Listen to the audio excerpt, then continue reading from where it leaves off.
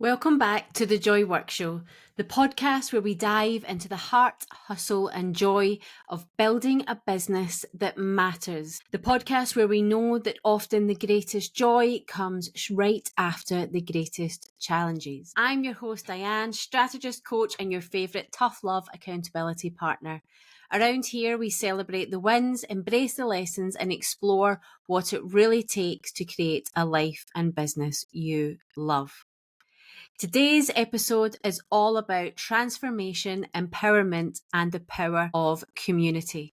I'm joined by the amazing Ro, founder of the She Collective, a platform redefining fitness, mindset, and well-being for women everywhere. I have been part of the She Collective this year. You will hear a little bit about my journey with the She Collective in the podcast episodes. And all I'm going to say is Ro is a very special lady who is doing very special things. So in this episode, we will dive into Ro's inspiring journey from her personal challenges to creating a community that helps women shift the fitness narrative from punishment to self-love. We'll also talk about vulnerability and leadership, the challenges of scaling while staying authentic, and the profound impact of strong female role models, like her incredible mother. If you're ready to be inspired, uplifted, and reminded of the strength that comes from lifting each other up, then this episode is for you. So wherever you're listening, get comfy, get ready, and let's go. Hi, Ro, and welcome to the Joy Work Show. I was so delighted when you commented on one of my Instagram posts and said that you wanted to do this podcast because I've been part of your world for most of this year, and it has been transformational for me, to say the least. So I just wanted to say that before we get started, but rather than me tell everybody about how you have impacted me, tell us who you are, what you do, and how you got here. Well, thank you, first of all, because there is nothing that makes me happier than hearing that. So we're starting this right on a high. I love that. I'm Ro, and I run the She Collective, with She obviously being for women, but also standing for strong, happy, and empowered. And I'm also a mindset coach, but I also am a PT, a mum of 3 boys. You know, lots of juggling lots of plates, like so many. But mostly at the moment dominated by the life of running the She Collective, to be honest. And the She Collective is a pretty special place, but how did you get there? Where did it all start? How did you get to that point of knowing that this was so needed? Yeah, I think, what I always say is it's quite easy for me in a way to know what women need and want, because I'm not your typical PT in some ways, in that, I don't naturally love exercise at all. I've struggled right off the bat for all my life with healthy eating. I was just always found like health really, really hard. And it just, for me, being healthy always equated to like weight, basically. So if I felt like I was in a small pair of jeans, or I felt like I was kind of, a certain number on the scales or anything like that, then I was either healthy or I wasn't. And I grew up in that generation of women, right? Toxic diet culture, all of that and stuff. So I just always felt not very worthy, because I didn't seem to be one of those women who could just, I don't know, have a black coffee for breakfast and be satisfied. I've got quite a big appetite, and that always made me feel like a bit like a failure. But actually I discovered exercise as sort of one of my, I think, this is the same for so many people who build purpose-led, heart-led businesses, is that you build it because you really believe in something, because something has really helped you in a dark time. So, I had twins at 22, very unexpectedly. And one of the twins was very poorly as a baby. And it turned out when he was 18 months, he got diagnosed with a neurological condition, which still remains the biggest killer of children under 2. So his life expectancy was incredibly short. Like, I was single parenting. It was really, really dark. And I think the thing is that when I found exercise, I was looking for a solution for something which was going to help me again. Maybe I felt like if I lost weight, then I would feel better about myself. But the experience of starting a boot camp and kind of like dragging my ass back there each time and things, and alongside a community, it shocked me. I sort of had this unbelievable emotional experience, this sort of reawakening of myself. And that's sort of where my passion for what exercise can not just do for our bodies, but our minds started. I literally would get in the car after these sessions and just howl. And it was quite primal in a way. And I think so many of us, when we become mothers, have lost ourselves, particularly when children have high needs and things like that. So it's where my sort of passion comes for what exercise can mean for women in their lives, really. And it's sort of, it built on there. My life changed dramatically. The boys' dad came back into their lives. We ended up back together. Right? We had Freddie together. But, and I actually really struggled again with Freddie as a baby, even though Alfie was doing a lot better. But the second time round, when I then, had fallen out of those exercise habits, which people do, you have different lifetimes. It's not a linear journey. I always say this. I'm like, just because you haven't exercised 6 months, it doesn't mean you failed. Like, that is life.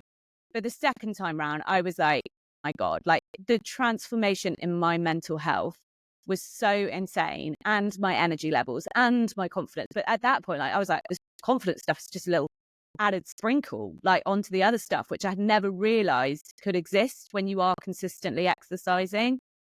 And so that's why I'm sort of really so passionate about it, because I have lived and breathed both sides of the fence, where you are totally overwhelmed, where you feel like you've got nothing in your tank to give. And I've lived and breathed the other side of the fence, and I know which one I'd choose every single day, but I know that it's not that easy. And I know that we need to have self-compassion and give ourselves the tools. And that's exactly why I built the She Collective, really, because it's all about giving women those tools, not just with exercise, but nutrition, mindset, well-being, one-stop shop, wellness forever.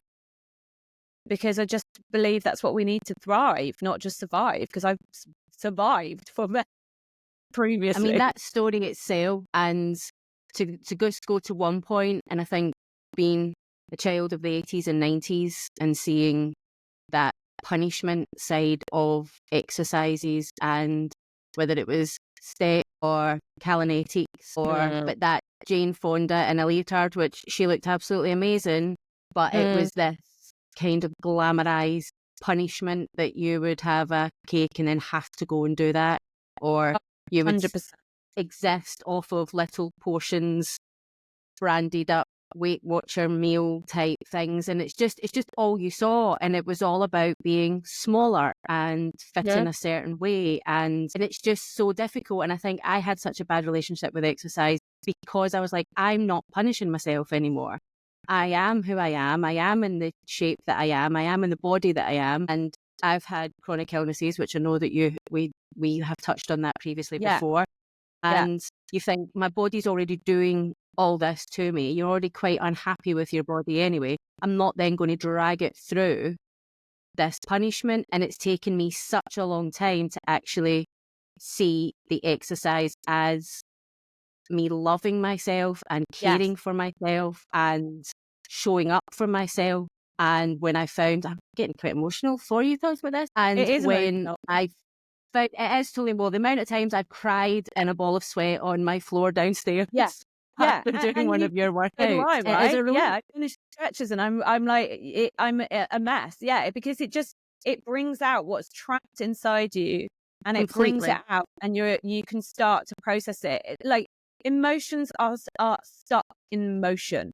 So when you move your body, that is when you start to be able to shift things. But it's not like, this is the thing, right? It's like, it's transforming that belief system that we've all been brought up with, that our worth is our weight, that, you have to punish yourselves if you eat a certain thing. And it's just like this bartering with yourself to actually, I get to do this for myself. I am showing up for myself, and I exist as myself beyond just like what I look like or anything like that. And knowing as well, I think the big thing is, it's like, we can feel like we're selfish when we take time for ourselves, but I bet you that when you've had that time when you are bawling on the floor and things like that, and it is so normal and natural, you show up for the people around you so much better.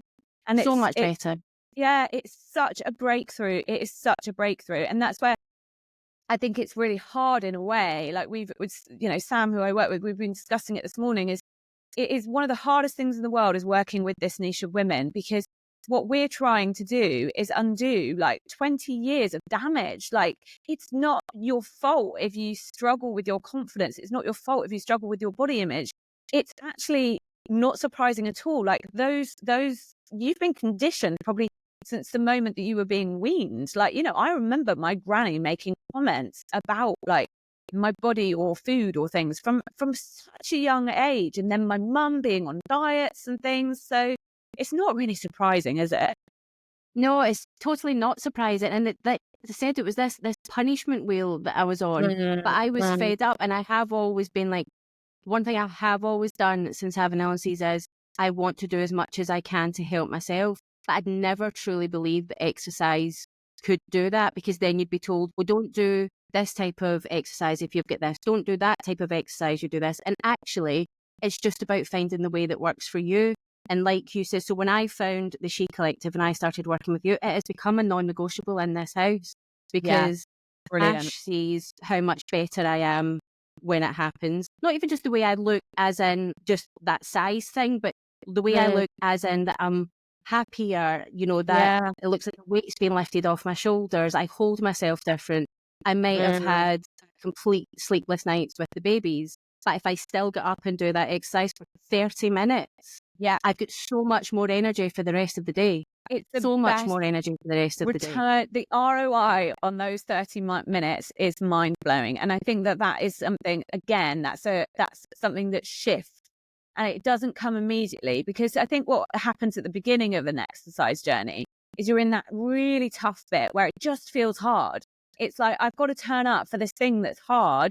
And, your brain is naturally looking for rewards, and those rewards aren't immediate. And so that bit is really, really difficult. But that's why it's that mindset piece at the beginning is really important. And I think that's where I used to always think it was like my weakness as a PT, that I wasn't like a natural, kind of this ripped thing that loved exercise. But now I think it's a good thing, because I've been there and I'm like, I know what your brain's telling you right now. I know what stories are going around your head, and I need you to trust me, and I need you to trust the process, because you will make a breakthrough. And the moment you make that breakthrough and you have even 2-3 weeks in that space, there's no looking back then, because you know how much lighter and brighter you can feel.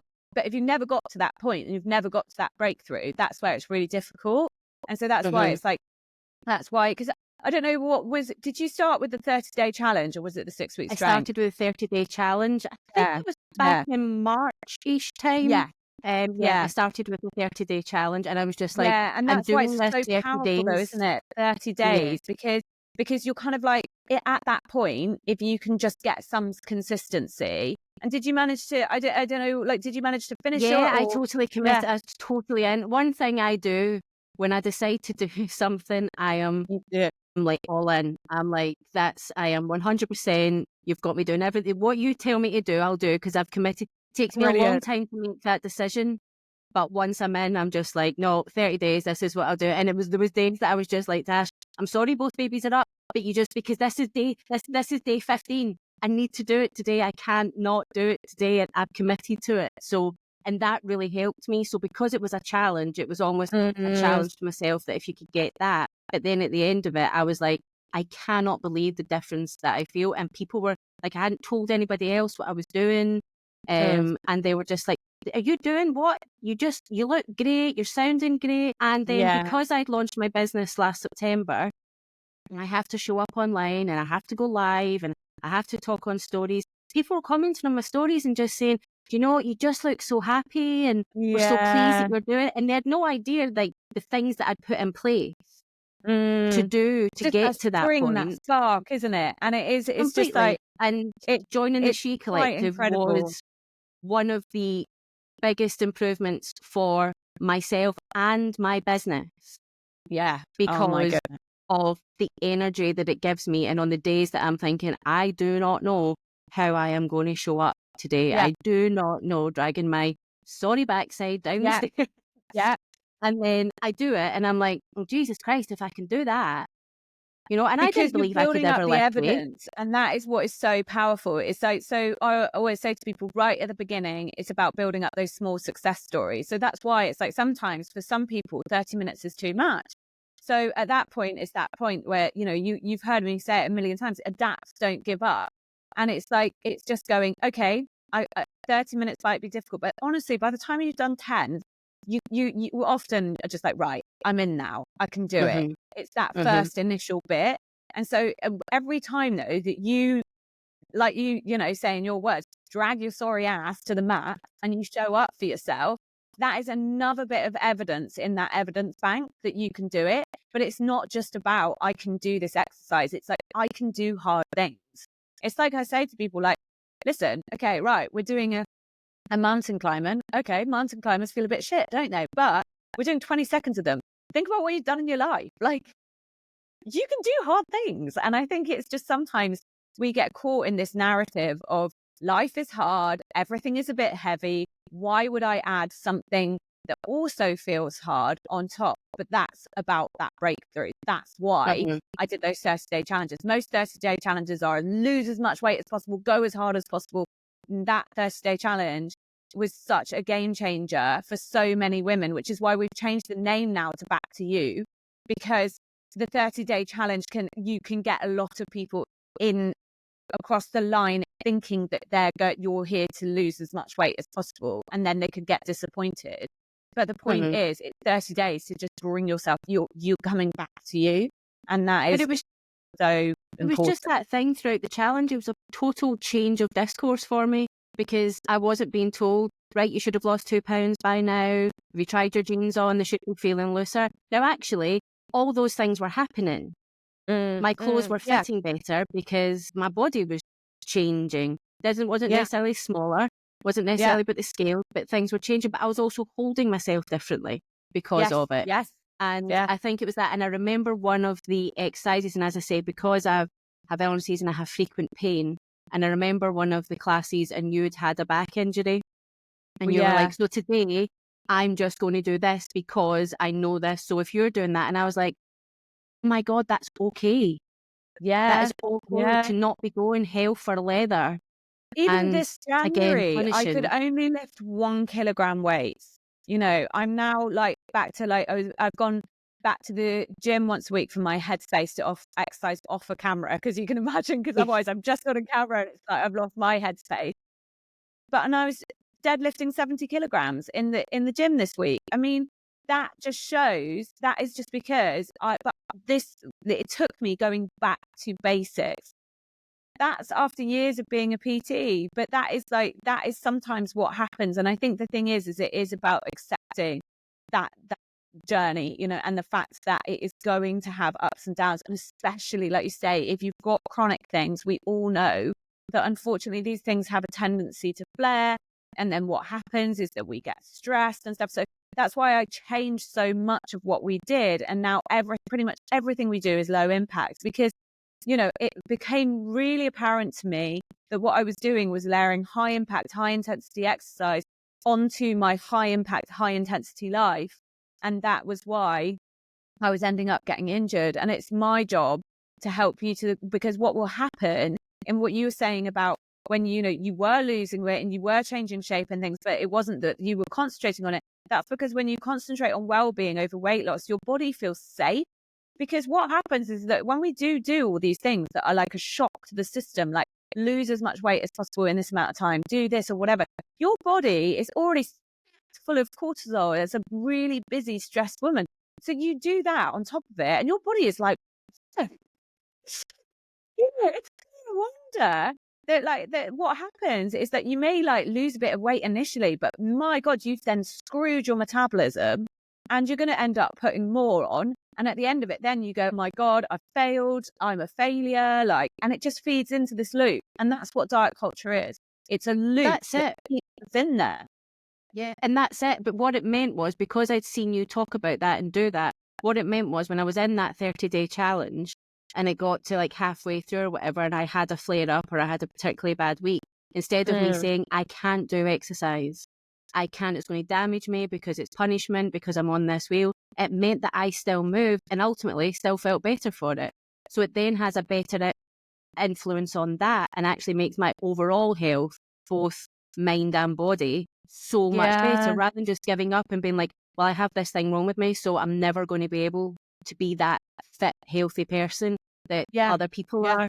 So it almost took away my excuses as well, which was also very good. It's like, holistic health is like a bit of a buzzword these days, but my God, like that is where you're going to make lifelong changes, because I could give women a bunch of recipes and some exercises and it would make a little bit of a difference. And then what would happen is that one of their kids would get sick, or a work drama would come in, or a chronic health flare would come up. And then because you haven't got that mindset, you haven't worked on that mindset, you're back into that wheel, you're back into that self-sabotage. You're thinking it's all or nothing and stuff. Or I could give you those things and not give you anything for your nervous system. And then, your body is going to be so stressed that it's not going to make those changes. And so that's why it's so important. And that's why we work with those core four.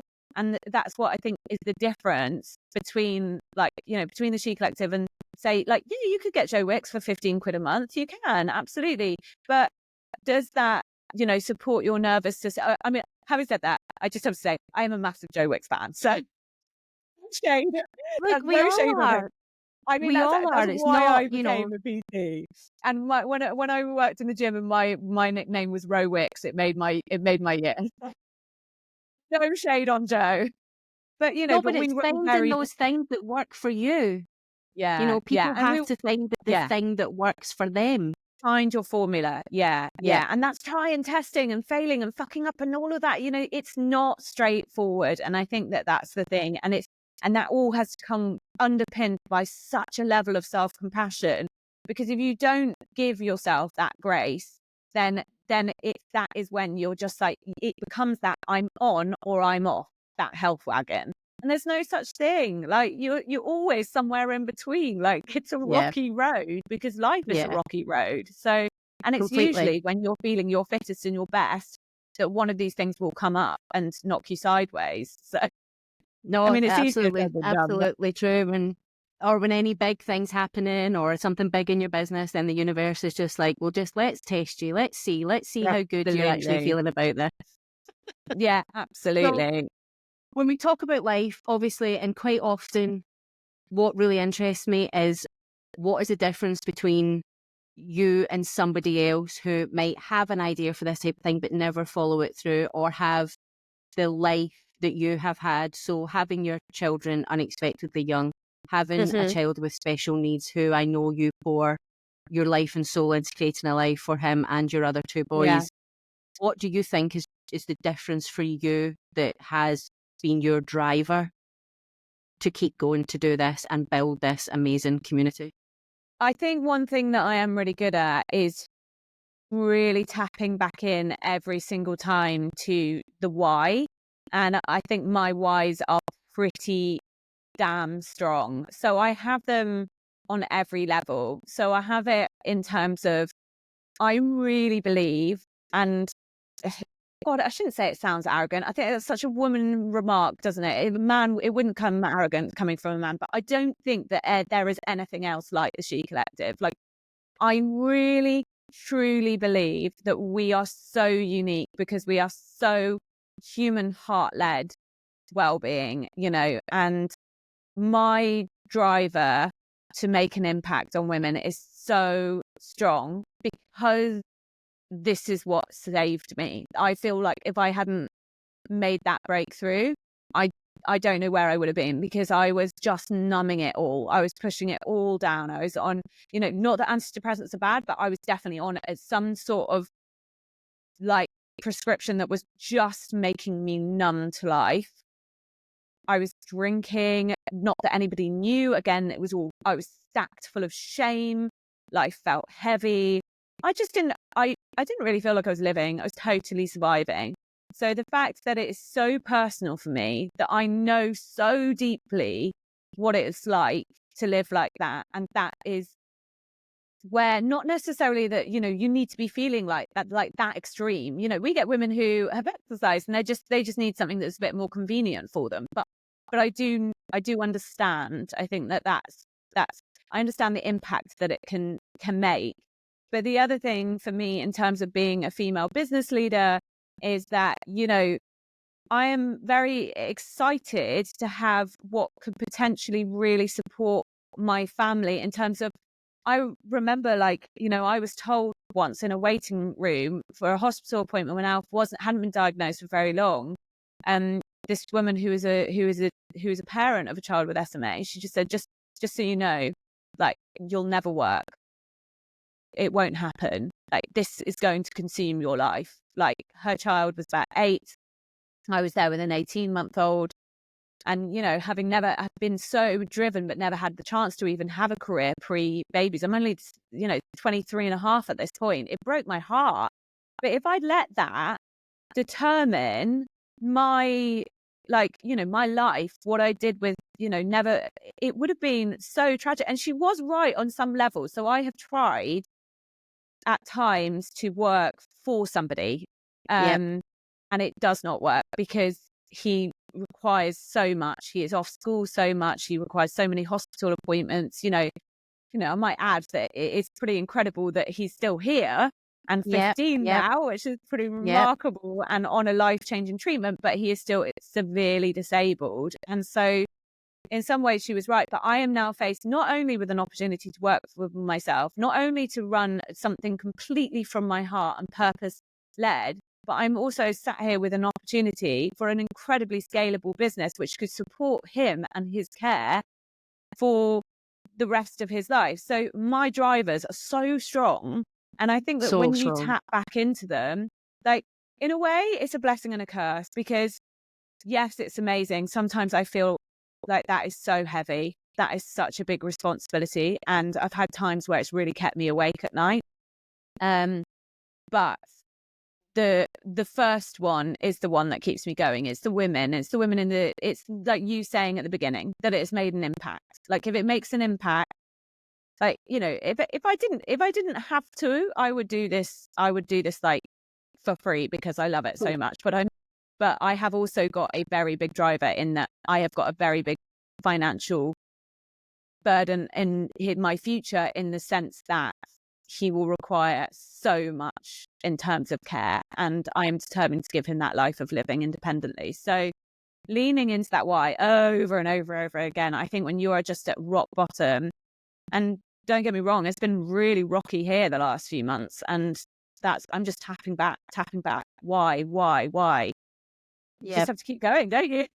That's it. And you're going through such a thing of growth in your business as well. So to still be dealing with the commitments and responsibilities at home and the growth in your business, it's never, and like you say, none of it is linear, but it always just interests me, people, even if, like you say, that you don't have the extremes of your story, but everybody still has that driver for you. I started my business after having my second child and just being like, there is no way this works with me going back to work. There is no way life works for anybody with me going back to work. And then tapping into my wants and my ambitions and everything that I want for the future, and what I want for my girls and what I want them to see. And that generational thing, and going back to the exercise thing, my girls now see me exercise and enjoy exercise for enjoying it. Best role modeling ever. How amazing is that? Yeah. So to change that generational conversation of be small, stay small, get smaller, eat tiny little food, be miserable. I want them to aim to, you know, making your life bigger, taking up more space. Like, that's what I want them to know what it is to be healthy, make good choices, but enjoy moving just for moving, and it be part of everyday life, not just, oh God, we went out for a meal on Saturday, so I now need to slog my guts out on Sunday. It's just part of everyday life. You don't even think about it. And I used to see people like that and think, how do they do it? How are they doing that? Why can't I do that? And then I found the She Collective. So before we move on to your joy topic, just tell everybody, we've spoke about the She Collective and we've talked, but just tell everybody exactly what the She Collective is and what they get if they are part of the She Collective. So it's a women's wellbeing membership. It's based on an app. It's wellbeing for life. Like, that's what it is. It's wellbeing for life based on one platform. My platform was always, the aim was, I can pay for something once and I can share it amongst all of these women. So there are so many things that we would love to try, right? We hear that breath work is great for us. We hear that hypnotherapy might help with pain. We know that nutritional mindset is important. Well, how amazing is it in terms of having an app? Like, this is what I was like, I couldn't get my head around why more people weren't using a platform like an app to share all of that. Like it's, it's probably one of the reasons why it has been so hard for me to actually pay myself and things like that, because I am obsessed with giving back. But the level of resources that are in that app are actually mind-blowing. So the fact that for £30 a month, somebody can access thousands and thousands and thousands of pounds. Like, if I tallied up what is in that app, like, it would actually blow people's mind. And now, to be at a point that because we do have a platform and we do have a few hundred people, then now guest speakers will come to me and say, I'd really like to speak to your community. And that's incredible, because we've had, like, we did the style month. So we had 2 different personal stylists on. We've had skincare. We've got nervous system. In January, we've got all about pelvic health, physios, all of that. So, it's a really incredible opportunity to use a platform, an online platform, for good. And I think that that's where it's, I don't hold anything back. So that's what I love, is that just it's an opportunity to give so much of women's well-being. But because of the layout of the app and things, it's just very, I hope, very easy to navigate as well, because we can easily get overwhelmed as well.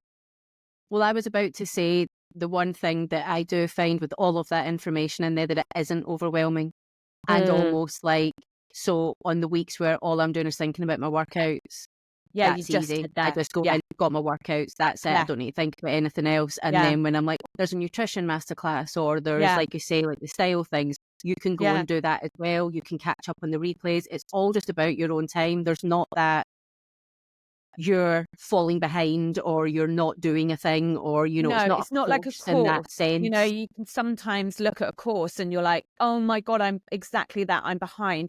And I think the other thing was taking the element of choice away in some respects, as in, you've got like a library of 500 workouts, but at the same time, that's why I do the weekly workouts and assign 4 workouts a week. Because for me, what I used to happen is I would get an exercise app and I'd be like, oh my God, this is too overwhelming. And I couldn't get it. I couldn't choose what I wanted to do that day.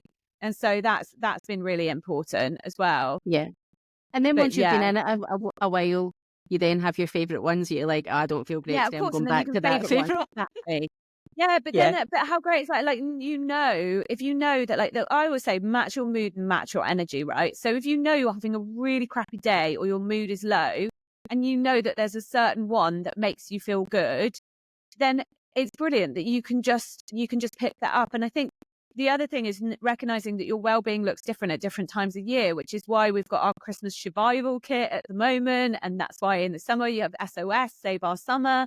And it's just understanding that, like, hey, listen, 30 minutes might be too much at this time of year, but here's a load of resources for your well-being, like, that breath work for anxiety, like, hypnotherapy for overwhelms, things like that. And then also, here's some 20-minute workouts. So if you get to do 20 minutes instead of 30, I think that's really important. It's really understanding. It's like, yeah, that's the thing. It's like, like I was saying about some of the other ones, it's not being rude to them, but it's just that there is a certain niche of women that I work with, I understand. And it's particularly as a female business owner myself. I mean, the actual exercise, the PT side of my job is about 2% of my job. Running a business is about 98% of my job, in everything that it entails. So I need something that works with that. Yeah, no, absolutely. And it totally does. And before we move on, the music. I love The music that just has had me jumping around the room and crying on the floor in equal measure. Yeah. So, and I think that has a huge impact on the mood boosting stuff. and the ability to tap into a certain criteria of ladies who like to, remember what it was like to go to a club every now and again. That's about as far as close as I'm getting these days. Yeah. So the music is, if you enjoy a workout to really, really, really good tunes and a really good variety, then it's definitely something you have to go and check out. Good. So your joy questions, the questions that everybody gets asked. So we'll begin with your joy spotlight, and it will probably follow on very well from what we've been talking about with the She Collective. So the favourite thing that has shaped or changed your life, business, or work. Building a community of women. Oh my goodness. It's like, it actually brings like a warm, it's so emotional for me, is the amount of connection that we've created in just an online, but not an online space. So it, initially it starts and it's the WhatsApp groups, and and women roll their eyes and they think, I don't want another WhatsApp group in my life. And my God, I'd be the same. But you then, the moment, the time I always, I've now had to let my community manager and my community leaders run the WhatsApp groups, because I loved it so much. But you can imagine, right? I had 24, my life got so dominated by them. I'm such an empath. So every time anyone was feeling anything in terms of they were not managing to make it to Matt, or maybe they were going through a divorce or anything, I'd literally go to bed thinking about that person. And so, but the one thing that, for 3.5 years, I was running those groups, and that initial message that would go out and it would say, hi, it's so great to have you here. I'd love to hear a little bit about who you are, why you're here, and, and what you're maybe hoping to get from this. And the messages that used to come out of that, I just used to sit there and just cry. Because it was just and because the best thing for me was not only the fact that I got the honor of having these women step into my world, and they were, some of them at quite vulnerable points, and they're putting their trust in me and being excited, because thinking, now that we're going to change, you keep showing up for yourself, that's going to shift. But also the feeling from other women of this feeling of solidarity, of going, it's not just me who feels like that. Because I think quite a lot of the conversations that we have with our friends, right, are just so it can just be so surface level. Oh, you're at the school gates. Hey, how are you? Yeah, good. Yeah, good. Blah, blah, blah. You're not going to turn around and go, yeah, I'm actually absolutely terrible. I'm feeling really anxious. I'm really struggling to keep my head above water. All of those things. And so weirdly, they have just quite often, they become these incredibly, not initially, but some of our groups have been together for 3-4 years, right? Those have become places where when somebody is having a really bad day, sometimes that's the first place they go, because they feel this level of safety. For some reason, the women that just come into the She Collective are just totally decent, good-hearted women. I haven't experienced any bitchiness. And if I have, they've left pretty quickly themselves. I think the fact that we talk quite clearly about our core kind of principles and what we stand for, it seems to attract amazing women. And then when you get these occasions like the Christmas parties, the summer parties, the retreats, whatever it might be, and these people meet for the first time face to face, and these women are all completely different walks of lives, backgrounds, everything. And yet the connection is just incredible. And that is where our power lies. And that is where I just believe that we are so much stronger. We build this power. And there is something unbelievable about when the women of the She Collective get together, and the atmosphere in the room is just incredible. And you are welcome if you are an introvert, an extrovert. There's no height. And I'm really, really strong on that. I do not believe that you are any more worthy because you're the loudest or the quietest voice in the room. And that's really, really important. But that's why I'm determined. I've always had this dream of doing like Joe Wicks does, the workout on the beach. I want all my women, all my community on the beach, and I want them to shout, "We are the She," and then run into the sea. I'm determined. You know what? It's gonna happen. If you were there leading it, do you know how many people would be there shouting? I have no doubt in my mind at all. So obviously, it's you are now scaling, like you said, you've got community leaders, you've got somebody working in your business with you full time. And I'll caveat this by saying the reason that you are building such a strong community and you attract what you put out there. So what you're putting out there, but the fact that you are an open book, that your values are so strong, that you talk about that. Because quite often businesses will put out our values or we're really strong values, but you've got no idea what their values are. No. They're just putting it out there because that's what they're meant to do. But you talk consistently about your mission, your values, your vision, what you see, where you're going, and you're taking everybody with you. So I'll caveat by saying that. But were you worried about scaling and you not being there? I think it's really important. I've dipped my toe in with being honest about this and then got really scared. And I actually have come to the conclusion after a couple of weeks of really feeling it. I actually think it's really important and to be really transparent about where we are at the moment, because something that was really difficult is that disconnect between how the outside world can perceive things and how you're experiencing them on the inside. So something that I found really difficult is seeing friends recently and them going, because of all those things, because we are, on one level scaling. And I have got my first, I've got my wing woman now, Sam, and, that is such an exciting place to be in. But, they say things like, oh, you're smashing it, drinks on you, all of that and everything. And I've actually had to take such an enormous step back to the point of literally not, I don't currently take a wage. And that's an extreme thing that you have to do. And nobody talks about this bit.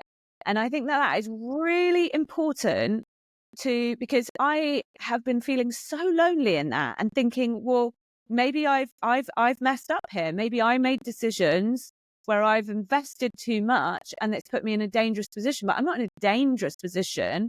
And, and I couldn't sustain this for very much longer or whatever, but we have an action plan in. But this is what, Claire, lovely Claire Hill, and she called it squeaky bum.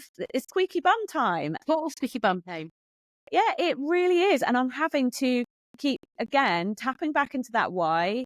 But there's nothing glamorous about this stage. Like, this stage of the business is really hold your flipping nerve, like so tight. And there is nothing glamorous about this. And I think that is where, yes, we are scaling, but it's interesting because we really were until July. And then not only have we not seen growth, we've seen a drop off. And that has had me questioning time and time and time again, like, what have I done wrong here? What have I done wrong here?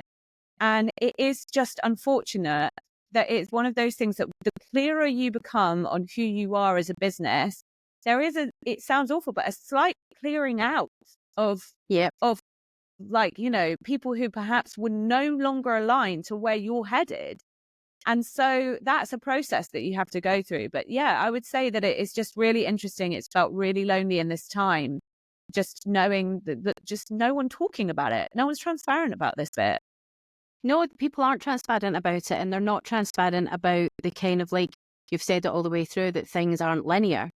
No. And you see people doing things and, and when I made a decision to do this podcast, I was almost like, well, I only have a finite amount of time. I'm making a decision, do the podcast. Here's why I'm doing it. Here's why it's part of my strategy for my business.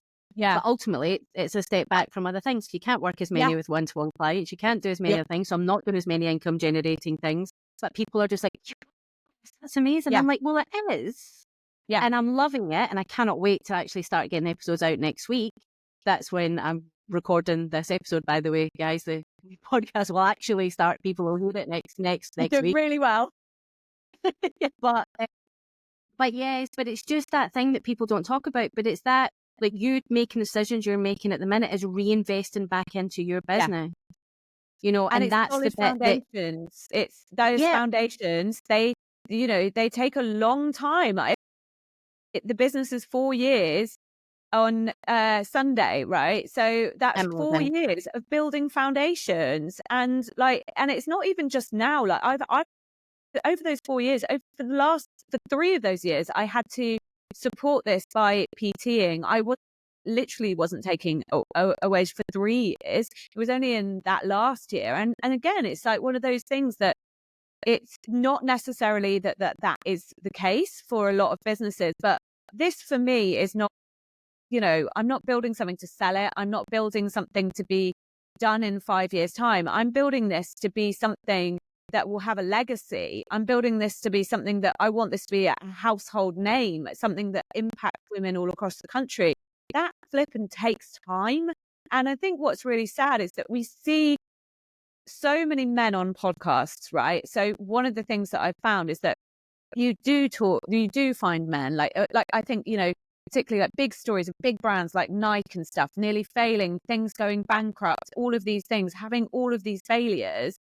But I just want to hear more women talk about it. But I don't think we talk about it because we already feel on the back foot. So we feel like we've got to prove our success. But like, that's why, again, like I want to lead from a place of vulnerability and be like, this is really hard right now. Like, I really, really believe in this, but this is not like me sitting here, like, having facials and having my nails done and kicking back and, loving life. It's like, I'm in the trenches. Yeah. And that's exactly why I sent the Joy Work Club up, and I'd set it up. Well, I was completely green behind the ears. I think my business was 8 weeks old, but I was like, I don't know stuff. Yes, I've had this 20-year career. Yes, I'm an expert in so many areas of business. Yes, I can absolutely take my clients through transformations, and I totally believe in what I do. But there's also loads I don't know. Yes. And why is nobody saying that they don't know stuff? Yeah. Why is nobody saying that they need help? Why is nobody saying that actually it's better when we do this together? Yeah. And it's not a natural place for me to be. Reports of my school was always, she'd do so much better if she asked for help. I was always like, I can do this myself. And I still believe I can do this myself. And I decide I'm doing like the 30-day challenge. I'm doing it. That's happening. Away I go. But as I get older and wiser, thank goodness, as I know that I'm better when I'm in a community, when I'm collaborating, when I'm doing things, when I'm reaching out my hand to help and also have others reaching out their hand to help me. Yes. And that's, we need these community spaces. We don't have the communities we used to have perhaps when we were younger, and people didn't move and people stayed the same, and raising children, the aunties were just down the road and all of those things. So we need to create these communities, whether it's business, whether it's wellness, whether it's mums that just like a cup of tea, doesn't really matter. But it's somewhere that you can just go up and say, I'm struggling a little bit. Is there anybody who knows how to help me with this thing? I couldn't agree more. Yeah. And that's why, the Joy Spotlight, like that is why it's like community. It's like what I see women achieve together, and what I see when women can let their guard down and be vulnerable and say, I'm struggling at the moment. And that's why I try and be really transparent. And I'm not this like sort of PT who shows up every day and goes, oh, I can't wait to do this. It's like, okay, honestly, guys, I'm really struggling, or actually it's that time of the month for me. So my energy levels are really low right now. And I think that helps, because it's like leading from the front is not all about being like strong and smashing it. It's about sometimes stepping back and just letting your vulnerabilities show. Yeah. Well, vulnerability is the greatest strength, because absolutely. What you have shown throughout your whole journey, for want of a better word, is that you have the grit and resilience. From the minute that you went to that first exercise class that helped you, that first boot camp, loads of people wouldn't have done that. Loads of people wouldn't have made that choice in the position that you were in. And but that's where I say, like, that pain sometimes, like, let that be the fuel to your fire. Don't let that defeat you. That's not about something that makes you weaker. In fact, when you dig deep into that pain, that's where you find your power so often. Absolutely. And it's not just been like that for me personally, like that's been like professionally, like building this business has been one of the hardest things I've ever done. And I don't think that we hear that again enough, is that actually that those conversations that you have in your head that go round and round and round, and everything falls on you, and you are everything. And then the moment where someone can tell you that you've done something wrong or something can feel like the worst thing in the world. Like, we can be so hard on ourselves. But at the end of the day, like, it is just about just taking that messy action, like regardless of the fear, like regardless, you just keep showing up.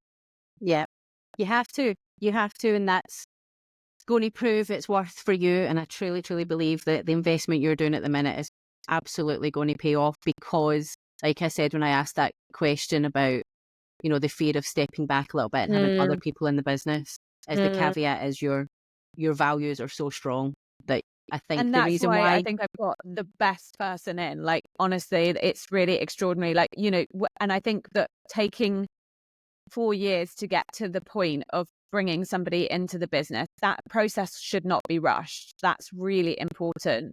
Like, this could have gone one way or the other. And I think that that's really important. But it just so happens that I've got my perfect match. and that will just change everything for you. And also Yeah. just somebody to stand next to you when it's amazing and when it's rubbish is just, It's the best. Yeah. I love it. Okay, so we'll move on to your inspired by joy. So this would be a mentor, a person, or a book or something that has just shaped you and shaped you to where you've got to today. Yeah, I mean, for me, that is my mum, because she's a psychotherapist. So she's always made me quite in touch with my feelings, sometimes too much. I'm like, literally, do not like do your psychotherapy thing on me right now, mother. It's just shit. But, you know, because I was a single parent in those early days, she really did she stood by me, like, on a level that it's hard to describe. And she has always had women's groups, right? So right from the 70s, she set up these women's groups. So I was surrounded from day dot by these amazing group of women, and I couldn't get over how different they were. Again, whether it would be like women's groups who would just discuss things that would like, why do we not have this anymore? Like, things that affected them, like, you know, work-life balance, like relationships, like all of those things. And they would just get together and talk. And then she would create book clubs, but then those book clubs, you know, of course, they were more like that. But I was just surrounded by this. So I was so inspired by these kind, interesting, amazing women of all different backgrounds that came together. And that was really inspiring for me. But then also just about well-being, really understanding what well-being was. And, you know, she's been a psychotherapist for 40 years. She now runs a charity with my brother called Jamie's Farm. They've got 7 farms across the country. She's head of therapy, and they work with children who are either on the edge of exclusion or in care, or just, this is like the one kind of top 1% of children in this country who are experiencing, you know, poverty, deprivation, abuse, all of these things. And these children come to the farm and they have a combination of therapy, farming. My brother was the farmer, hence that side of things, and family, because so many of these kids have never experienced sitting around a table together and things like that. So Jamie's Farm is all about community as well. And so for me, to be so inspired by the way that she is now in her 70s and writing books, and so kind of, she's having such an impact, and she's 70, and I love that. And I will be squatting in front of a camera until I'm 70. So that's one of my favorite reels of yours is when you did the old lady. Oh, Granny Ro. Oh, I've got a good one coming up for this launch. Trust me, she's going out and about this time. Because it is that thing, and how it is that thing for doing exercise for you're older, but that's not the point. I wanted to make the point. How could you not be inspired by? How could she not be your mentor? I mean, that is. There's having a mum who's a strong woman, and then there's having a mum who's making impact. You know what? It's so interesting though, because I think every mother and daughter have their thing. And the only thing about having a mother like that is she is so loved and desired by so many people that she is so flipping hard to get a hold of. You're like, Mom, I'm the daughter. Where are you for me? Come back to me. You're also really living up to that expectation, aren't you? It's just like, oh God, I'm never going to be as great. My sisters have enough problem fighting amongst themselves for my mum's attention. Mummy, come to my house, look after my children. Mum, I need you. Mum, I need you. Never mind. Yeah. Well, it's a good problem to have though, from my side of things. It is. Like, it is. No. She's amazing, and she does the She Collective, and she does the workouts, and I love that. Yeah, she's amazing. Brilliant. That is unbelievable. That is totally. So I'm totally going to go and check out. So I will also put Jamie's Farm link in the show notes as well, so that if anyone what wants to they go are and check doing that is, out as well. it's absolutely And then incredible. the last joy thing we talk about is the joy killer, the thing that you want to remove from the world for good, get it gone. And what is yours? Bitchiness. I'm just not here for it. I just really believe that I like literally walk away from conversations that I understand that sometimes we need to like air our problems or things like that. But I'm somebody who, what you see is what you get. Like I'm so transparent, like, and I'm at a point in my life where I have not got the time, the energy or anything for undercurrents that I don't understand, for conversation of walking out of a room and wondering what's going to be said about me. Like, I really grew up with a lot of like, I was bullied out of a school by the time that I was in year 8. Like, it was physical, mental, it was so bad. So as a consequence, I became such an unbelievable people pleaser, like to the point where it was just like painful.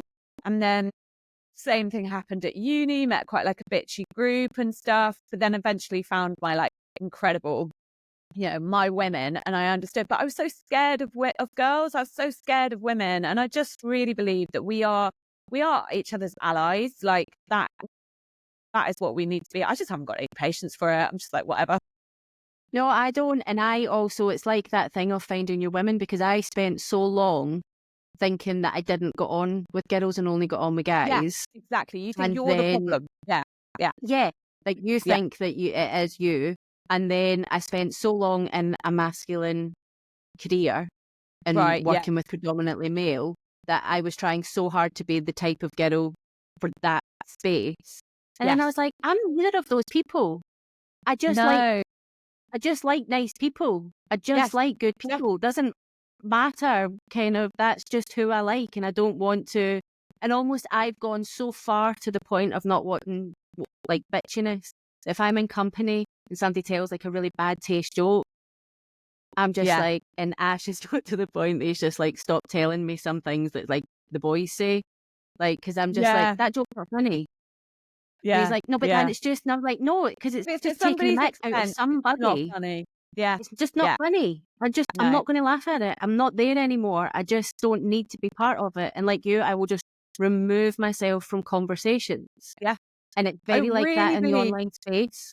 We should be lifting each other up. The moment I meet somebody who is purposely saying something to tear somebody down, I am out. Like, I cannot be bothered at all. Yeah. And it's and I think you find your people. And I'm not like I'm not like, I've got my friends and now I'm done. I think one of the best things that has happened for me with the She Collective is that with a lot of the members, because I get to see them now, like at different events and stuff, I've created friendships that I had no idea that I was going to have. And it's not because I went to school with these women. It's not because I went to uni or I worked with these women or that they were a school mum.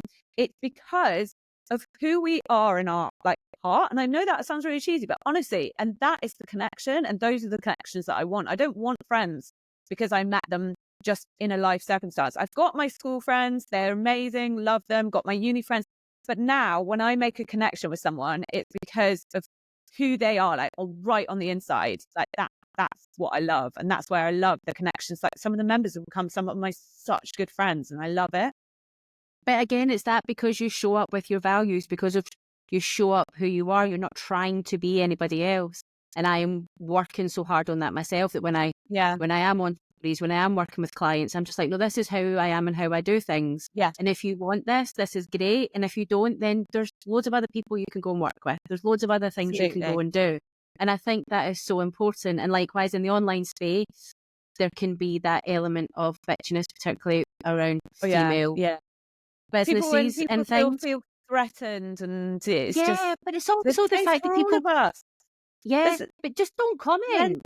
You don't like the way somebody's doing something, let them do what they're doing and move on. And there's plenty of spaces that I've been in that I don't want to be in anymore, but I'm not going to go on and then talk about them. Why? That's just my choice. That person's successful because they're successful and I'm going to do it this way.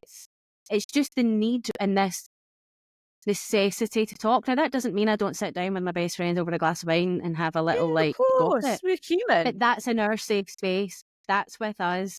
And actually, would it ever be anything towards bad people? Probably not.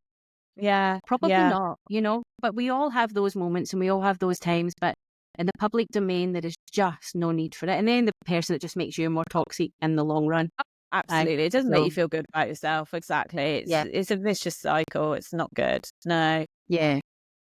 That's the thing. And I think so often with women as well, I actually hate the word bitchy, because I think so often with women as well, it's that if you are direct and if you are strong, then you get called that, when actually all you're doing is being the way that men have been allowed to be for Gosh, yeah. since the All beginning about the of double time. standard. Yeah, exactly. Well, there's that going around at the moment, isn't there, about the work like a woman, work like a Yes. man Yes. type Yes. thing. Yes. Yeah, so you see Very good lots of one. that, like bitchiness, and it's, in fact, the word just shouldn't exist in that Yeah. term, right? Well, if people do want to come and find you and the She Collective, which if you listen to this and you are female, you just have to go and look. Trust me. So where would we come and find you? Well, I would love to say LinkedIn, but it's my new place and I'm trying. It's a work in progress. I'm trying on LinkedIn too, trying being the word. Project, but really I'm an Instagram girl. So just to confuse things, because the She Collective was taken as a handle. So we are the She. So people are like, we are the She or the She Collective? But on Instagram, we_are_the_She. Same with the website, wearethe_she.com. And yeah, just, Come and find it. All the links will everywhere, be really. in. You can hang out. It's All the quite links fun. will be in the show notes. And Yeah. right now in December, you've got tell everyone what's there for them just now. What's the offer? Well, at the moment, we've got the Christmas survival kit, which is just all about getting through kind of this festive period, silly season. We all know what that's like. But really, January is She Collective 2.0. That's what everything the last 4 years has been leading up to. Brand new course program called Elevate, which is definitely going to be right up your street. So it's for those women who been doing something, are ready to elevate, and I think the thing is everyone slags off January as a time to get fit, but what the hell else have we got to do? I know, you're inside. And the I actually beauty of think the it's She a Collective great is time to you play. don't need to leave your house. Yeah, exactly. I mean, I know You can do I it get in it. your pants. It's exactly. You can do it in your pants. You've got nowhere else to go. You're probably going to be doing dry January. I quite like doing it in January. I feel like, it's not just doing it in January. It's just starting a journey then, because you've got quite a good clear run. I think that's the thing, is that when you start in sort of like, I don't know, summer or something like that, there's so much going on. But yeah, so Yeah. clear the decks and get ready for that, because that's going to be really good. I love that. Everything will be in the show notes, guys. Go and find it. Go and have a look. Go and see what it's all about. And if you are wanting to start a fitness journey, a wellness journey, a looking after yourself, a loving yourself journey, then I am an advocate to go and do it, because it has really, really helped me. Thank I'm you so much, glad. Ro, for coming Oh, on I've today. loved I it. have I've loved loved our it. chat. And I could just keep chatting. I know, me too. If I didn't have school runs to do, But I'd be yeah, like, right, thank come on, you. let's go tea. Keep going. Yeah. Thank you so much for coming. And yeah, everyone go and check out the She Collective. Cute. That's it for today's episode of the Joy Work Show. I hope you found as much inspiration in this conversation with Ro as I did. From shifting the narrative around fitness to embracing vulnerability and the power of community. This episode was packed with reminders of just how transformative it can be when we prioritise joy, self-love and authenticity. And I'm sure you'll all agree that Ro is very, very special. You can go and find out all about the She Collective in the notes. You can go and join the She Collective, which if you are a woman looking to feel empowered, energised and ready for anything, I suggest you go and do that. If you love this conversation, make sure to hit follow or subscribe so you never miss an episode. I would love for you to leave a review. All of it helps more people find the Joy Work Show. And if you're craving more support and connection as you build your business, I have something special for you. The Joy Work Members Club's doors are currently open and there is an offer until the end of December for 31 days for free.